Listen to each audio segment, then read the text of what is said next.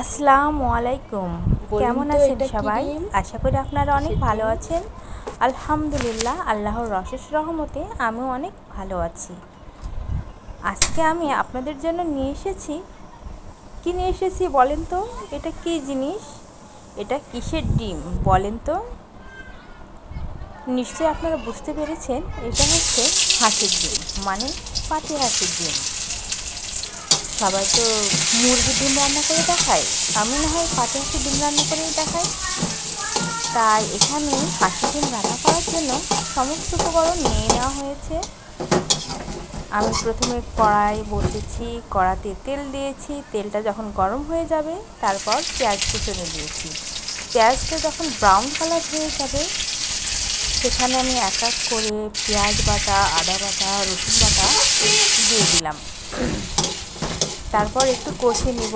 যখন তেল বের হয়ে আসছে তখন আমি ঝালের গুঁড়া, হলুদের গুঁড়া এবং ধনিয়া আর জিরার গুঁড়া হলুদের গুঁড়া দিয়ে দিব, আর লবণ, ধনিয়া গুঁড়া আর লবণ।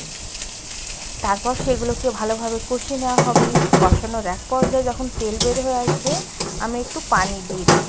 পানি দিয়ে আবারও কষানো শুরু করব। মশলাটা যত ভালোভাবে কষাবেন তরকারিটা খেতে ততটাই বেশি ভালো লাগে, মানে কাঁচা দুর্গন্ধটা থাকে না আর কি।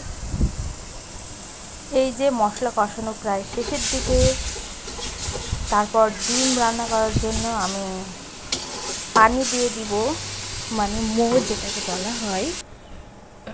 দিয়ে দেওয়ার পর যখন মোটা ফুটে উঠবে তখন আমি এক এক করে সমস্ত ডিমগুলো দিয়ে দিব। এই ডিম রান্না কোন কোন জেলাতে চলে?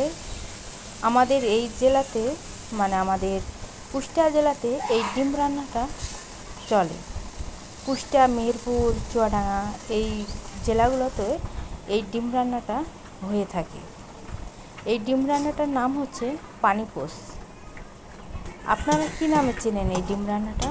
আর কখনো কি খেয়েছেন এই ডিম রান্না?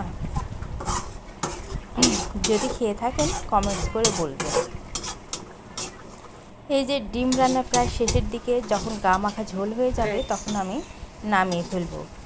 নামানোর আগে আমি ঝোলটা একটু ট্রাই করে দেখব লবণ হয়েছে কিনা।